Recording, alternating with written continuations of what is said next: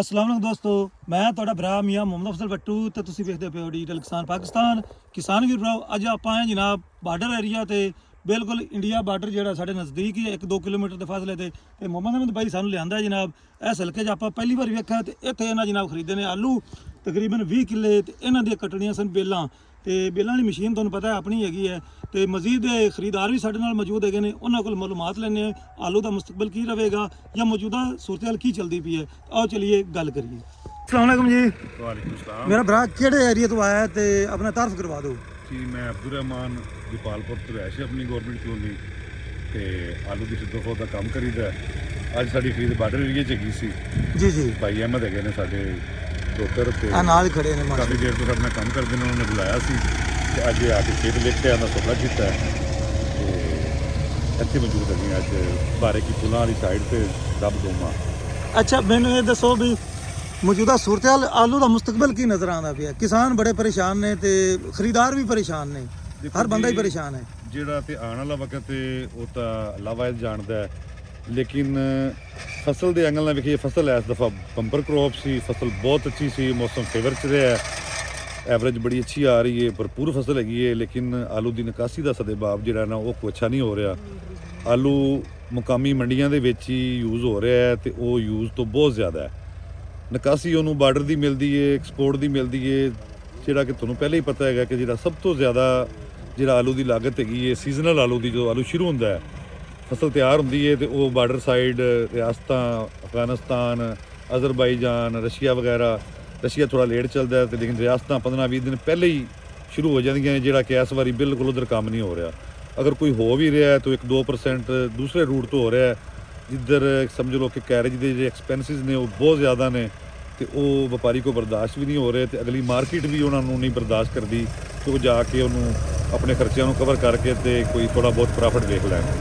ਤੇ ਇਹ ਇੱਕ ਬੜਾ ਪਰੇਸ਼ਾਨੀ ਵਾਲਾ ਸਾਹਮਣਾ ਹੈਗਾ ਜ਼ਮੀਂਦਾਰ ਹਜ਼ਰਾਤ ਨੂੰ, ਵਪਾਰੀ ਹਜ਼ਰਾਤ ਨੂੰ ਕਿ ਆਲੂ ਬਹੁਤ ਅੱਛਾ ਹੈ, ਆਲੂ ਬਹੁਤ ਜ਼ਿਆਦਾ ਹੈ ਇਸ ਦਫਾ, ਲੇਕਿਨ ਆਲੂ ਦੀ ਜਿਹੜੀ ਨਿਕਾਸੀ ਹੈ ਉਹ ਕੋਈ ਮੁਨਾਸਿਬ ਤਰੀਕੇ ਦੇ ਨਾਲ ਨਹੀਂ ਹੋ ਰਹੀ ਤੇ ਗੌਰਮੈਂਟ ਨੂੰ ਚਾਹੀਦਾ ਹੈ ਕਿ ਕੋਈ ਤਾਵਨ ਕਰੇ ਤੇ ਇਹ ਹਾਲਾਤ ਨੂੰ ਅਗਰ ਬਿਹਤਰੀ ਵਾਲੇ ਪਾਸੇ ਲੈ ਕੇ ਜਾਣਾ ਹੈ ਤੇ ਫਿਰ ਇਹਨਾਂ ਕੋਲ ਸਦੇਬਾਬ ਕਰੇ ਤਾਂ ਕਿ ਜ਼ਮੀਂਦਾਰ ਜਿਹੜਾ ਹੈ ਉਹ ਇਸ ਬਲੰਡਰ ਤੋਂ ਬਚ ਜਾਵੇ। ਪਹਿਲਾਂ ਹੀ ਬਹੁਤ ਪਰੇਸ਼ਾਨ ਹੈ, ਉਹ ਨੁਕਸਾਨ ਮੁਸਲਸਲ ਪਿਛਲੇ 1.5 ਸਾਲ ਤੋਂ ਵੇਖ ਰਿਹਾ ਹੈ ਤੇ ਇਹ ਵੀ ਉਹਨੂੰ ਨੁਕਸਾਨ ਹੁੰਦਾ ਹੈ ਤੇ ਉਹ ਬਿਲਕੁਲ ਘਰ ਬੈਠ ਜਾਏਗਾ ਤੇ ਉਹਨੂੰ ਬੜਾ ਮੁਸ਼ਕਲ ਹੋ ਜਾਣਾ ਆਪਣੇ ਬੱਚਿਆਂ ਨੂੰ ਪਾਲਣਾ, ਆਪਣੇ ਨਿਜ਼ਾਮ ਨੂੰ ਚਲਾਉਣਾ ਤੇ ਅੱਲਾ ਆਸਾਨੀ ਵਾਲੇ ਮਾਮਲਾਤ ਕਰੇ। अच्छा सर, ये मैंने दसो भी ਇਹਦੇ ਕਿਸਾਨ ਤਾਂ ਨੁਕਸਾਨ ਹੈ ਹੀ, ਇਹਦੇ ਨਾਲ ਲੇਬਰਾਂ ਨੂੰ ਵੀ ਨੁਕਸਾਨ ਹੈ, ਜਿਹੜੀ ਟਰਾਂਸਪੋਰਟਰ ਹੈਗੇ ਨੇ ਉਹਨਾਂ ਨੂੰ ਵੀ ਨੁਕਸਾਨ ਹੈ, ਆੜਤੀਆਂ ਨੂੰ ਵੀ ਨੁਕਸਾਨ ਹੈ, ਜਿਹੜੇ ਲੋਕ ਸਟਾਕ ਕਰਦੇ ਸਨ ਮੇਰਾ ਖਿਆਲ ਹੈ ਵੀ ਬਾਚੋ ਵੀ ਨਹੀਂ ਗਏ ਤੇ ਕੌਮੀ ਖਜ਼ਾਨੇ ਨੂੰ ਵੀ ਨੁਕਸਾਨ ਨਜ਼ਰ ਆਉਂਦਾ ਪਿਆ। ਦੇਖੋ ਜੀ, ਅਗਰ ਤੁਸੀਂ ਸਾਬਕਾ ਆਲੂ ਦੇ ਨੁਕਸਾਨ ਨੂੰ ਵੇਖੋ ਤਾਂ ਉਹ ਤਾਂ ਖਰਬਾਂ ਦੇ ਵਿੱਚ ਚਲਾ ਗਿਆ ਹੈਗਾ, ਉਹ ਤਾਂ ਖਰਬਾਂ ਦੇ ਵਿੱਚ ਚਲਾ ਗਿਆ। ਸਟੋਰ ਦੇ ਐਂਡ ਤੇ ਜਿੰਨਾ ਮਾਲ ਸੀ ਉਹ ਚੁੱਕੇ ਹੀ ਨਹੀਂ ਗਿਆ, ਨਾ ਉਹਨੂੰ ਰੇਟ ਮਿਲਿਆ।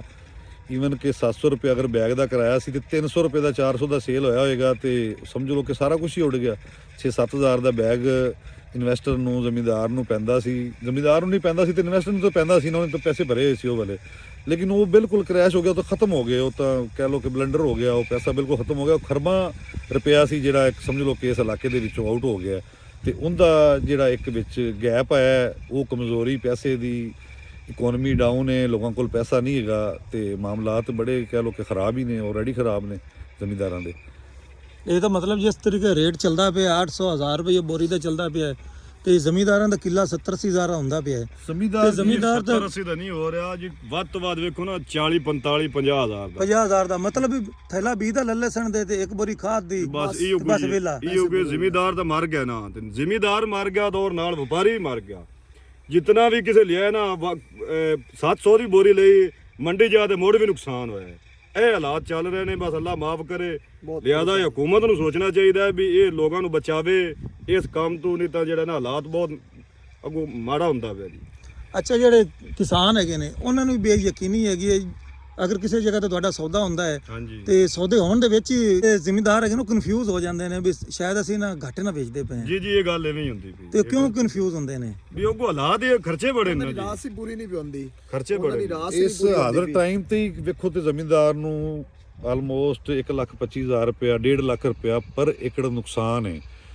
ਅਗਰ ਉਹਨੂੰ 5000 ਵੀ ਬਚਦਾ ਪਿਆ ਹੋਵੇ ਤੇ ਸ਼ਾਇਦ ਉਹ ਦਲੇਰੀ ਦੇ ਨਾਲ ਸੌਦਾ ਕਰੇ। ਜਦੋਂ ਉਹਨੂੰ ਇਹ ਫੈਸਲਾ ਕਰਨ ਵਾਸਤੇ ਮੁਸ਼ਕਲ ਹੀ ਹੋਣੀ ਹੈ ਕਿ ਜਿਹੜੀ ਚੀਜ਼ ਉਹਨੂੰ 2 ਲੱਖ 2.25 ਲੱਖ 'ਚ ਪੈਂਦੀ ਉਹ 50,000 ਦੀ ਵੇਚਦਾ ਪਿਆ ਤੇ ਉਹ ਕਿਵੇਂ ਉਹ ਪੁਰਤਮਾਦ ਹੋ ਕੇ ਵੇਚੇ, ਉਹਨੂੰ ਜੋ ਕੋਈ ਨਜ਼ਰ ਹੀ ਕੁਝ ਨਹੀਂ ਆਉਂਦਾ ਪਿਆ, ਉਹਨੂੰ ਫਿਰ ਕੋਈ ਉਮੀਦ ਕੋਈ ਦੇ ਦਿੰਦਾ ਕਿ ਸ਼ਾਇਦ ਇਹ ਰੇਟ ਅਪ ਹੋ ਜਾਏ, ਬਿਹਤਰ ਹੋ ਜਾਏ। ਅਗਰ ਉਹ ਰੁਕਦਾ ਹੈ ਤੇ ਜਿਹੜੀ ਪਿਛਲੇ 1.5 ਮਾਹ ਦੀ ਹਿਸਟਰੀ ਹੈ ਉਹਦੇ ਵਿੱਚ ਵੇਖ ਲਓ ਕਿ ਆਲੂ 2200-2300 ਤੋਂ 3000 ਤੋਂ ਸ਼ੁਰੂ ਹੋ ਕੇ 500-600 ਰੁਪਏ ਵਾਲੇ ਪਾਸੇ, 700 ਰੁਪਏ ਵਾਲੇ ਪਾਸੇ ਆ ਗਿਆ ਤੇ ਉੱਤੇ ਹਾਲਾਤ ਬਿਹਤਰੀ ਵਾਲੇ ਪਾਸੇ ਗਏ ਹੀ ਨਹੀਂ। ਜਿਹੜਾ ਰੁਕਿਆ ਉਹ ਹੋਰ ਪਰੇਸ਼ਾਨ ਹੋਇਆ, ਜਿਹੜਾ ਵੇਚਦਾ ਪਿਆ ਉਹ ਹੁਣ ਫਿਰ ਪਰੇਸ਼ਾਨ ਹੈ ਕਿ ਮੈਂ ਵੇਚਾਂਗਾ ਤੇ ਸ਼ਾਇਦ ਮੇਰੇ ਵੇਚਣ ਤੋਂ ਬਾਅਦ ਮਹਿੰਗੇ ਹੋ ਜਾਏ।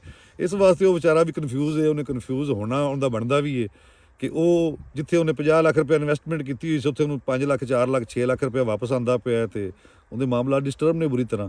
ਜੀ ਬੇਸ਼ੱਕ, ਬਾਕੀ ਹੁਣ ਕਿਸਾਨਾਂ ਵਾਸਤੇ ਵੀ ਤੇ ਖਰੀਦਦਾਰਾਂ ਵਾਸਤੇ ਵੀ ਦੁਆ ਹੀ ਕੀਤੀ ਜਾ ਸਕਦੀ ਹੈ, ਅੱਲਾ ਬਿਹਤਰ ਕਰੇ ਜੀ। ਤਾਂ ਉਹ ਦੋਨੋਂ ਜਨਾਬ ਮਸ਼ੀਨ ਦੀ ਪਰਫਾਰਮੈਂਸ ਵਿਖਾਈਏ, ਜਿਨ੍ਹਾਂ ਦੋਸਤਾਂ ਨੇ ਬੇਲਾਂ ਕਟਾਉਣੀਆਂ ਹੋਣ ਉਹ ਵੀ ਰਾਬਤਾ ਕਰ ਸਕਦੇ ਜੀ।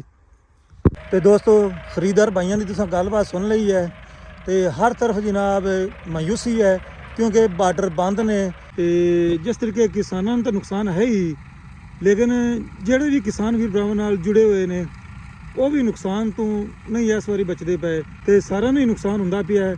ਉਹਦੇ ਨਾਲ ਨਾਲ ਸਾਡੇ ਮੁਲਕੀ ਖਜ਼ਾਨੇ ਨੂੰ ਵੀ ਨੁਕਸਾਨ ਹੁੰਦਾ ਪਿਆ ਹੈ।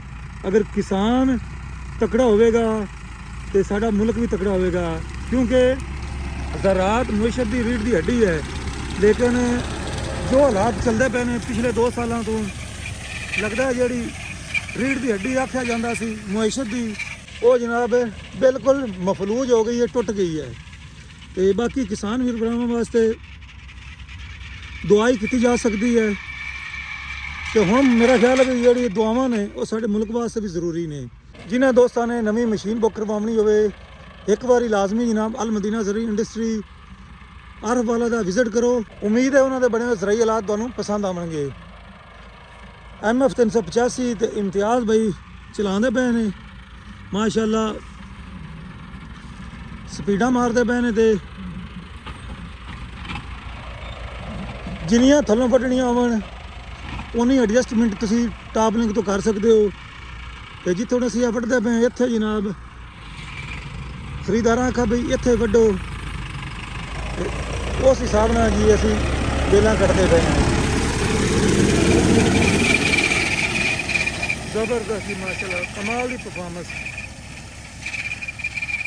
ਤੇ ਆਪਣੇ ਆਪਣੇ ਇਲਾਕੇ ਦੀ ਸੂਰਤ ਹਾਲ ਤੋਂ ਅਗਾਹ ਕਰਿਆ ਜਾਏ ਵੀ ਤੁਹਾਡੇ ਪਾਸ ਆਲੂ ਦਾ ਕੀ ਰੇਟ ਚੱਲਦਾ ਪਿਆ ਹੈ ਤੇ ਤੁਹਾਡੇ ਜ਼ਿਹਨ ਵਿੱਚ ਨੈਕਸਟ ਕੀ ਗੱਲ ਆਉਂਦੀ ਹੈ ਵੀ ਕੀ ਮੁਸਤਕਬਲ ਰਹੇਗਾ, ਕੋਈ ਆਪਣਾ ਅੰਦਾਜ਼ਾ ਜਿਹੜਾ ਨਾ ਉਹ ਕਮੈਂਟ ਲਾਜ਼ਮੀ ਕਰੋ। ਤੇ ਹੁਣ ਮੈਨੂੰ ਦੋ ਇਜਾਜ਼ਤ, ਤੁਹਾਡਾ ਭਰਾ ਮੀਆਂ ਮੁਹੰਮਦ ਅਫਜ਼ਲ ਬੱਟੂ, ਅੱਲਾ ਹਾਫਿਜ਼, ਪਾਕਿਸਤਾਨ ਜ਼ਿੰਦਾਬਾਦ।